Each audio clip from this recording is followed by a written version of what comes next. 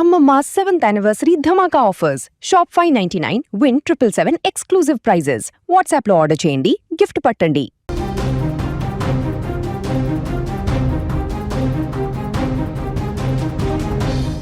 సమయం అర్ధరాత్రి దాటింది. సుమారు 1:30 గంట నుంచి 2 గంటల మధ్య ఉంటుంది. ఒక ప్రైవేట్ ట్రావెల్స్ బస్సు అహ్మదాబాద్ నుంచి రాజ్కోట్ వైపు వేగంగా దూసుకెళ్తోంది.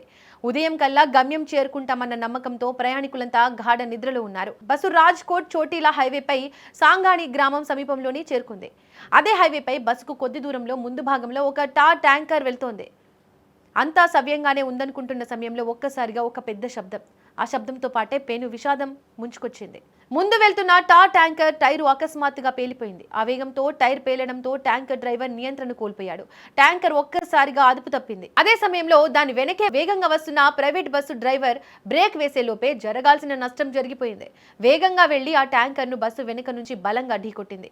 ఢీకొట్టిన వేగానికి బస్సులో ఒక్కసారిగా షార్ట్ సర్క్యూట్ జరిగింది. అంతే, క్షణాల్లో బస్సులో మంటలు చెలరేగాయి. ఆ మంటలు ఎంత వేగంగా వ్యాపించాయంటే లోపల ఉన్న ప్రయాణికులు నిద్ర లేచి తేరుకుని బయటకు వచ్చే సమయం కూడా దొరకలేదు.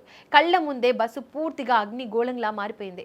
దురదృష్టవశాత్తు మంటల తీవ్రత ఎక్కువగా ఉండడంతో 4 ప్రయాణికులు ప్రాణాలతో బయటకు రాలేక బస్సులోనే సజీవ దహనమయ్యారు.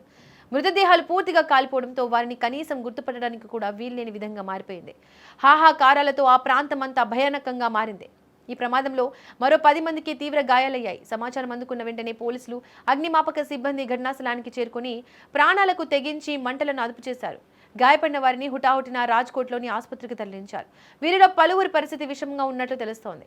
పోలీసులు ఈ ఘటనపై కేసు నమోదు చేసి లోతుగా దర్యాప్తు చేస్తున్నారు. కేవలం ముందు వెళ్తున్న వాహనం టైర్ పేలడం వల్ల జరిగిన ఈ ప్రమాదం ఎందరో జీవితాల్లో పూడ్చలేని విషాదాన్ని నింపింది.